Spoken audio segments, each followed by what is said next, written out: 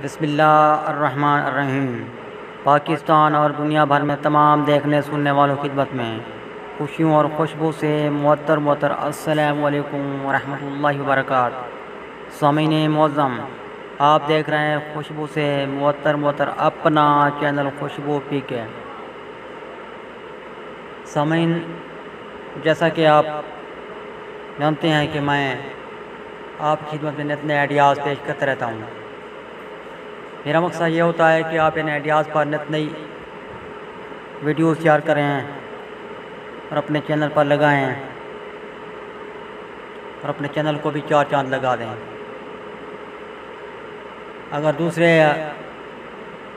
आपकी वीडियोज़ से फ़ायदा उठाएंगे तो आपके लिए सदका जारिया होगा। आप अपने इस चैनल खुशबू पी के पर काफ़ी तादाद में नित नए आइडियाज़ पर वीडियोज़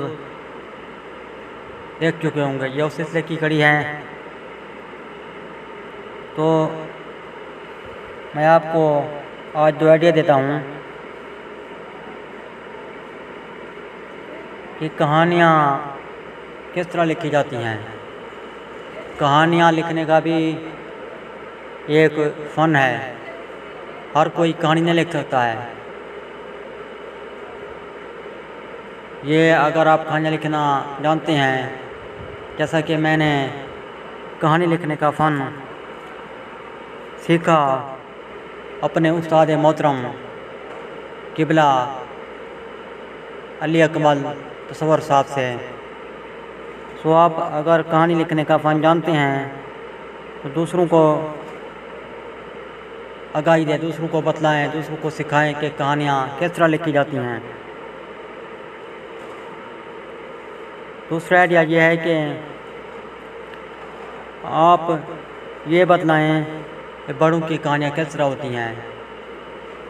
बड़े जो होते हैं ना, वो बड़ी उम्र के लोग, वो किस तरह की कहानियाँ सुनना पसंद करते हैं या सुनाते हैं। इस तरह इन दो आइडियाज़ जो मैंने आपको दिए हैं, इन पर आप वीडियोज़ तैयार करें, अपने चैनल पर लगाएं। इस तरह आप अपने चैनल को चार चांद लगा सकते हैं। मैं उम्मीद करता हूँ आज के दो आइडियाज़ आपको पसंद आए होंगे।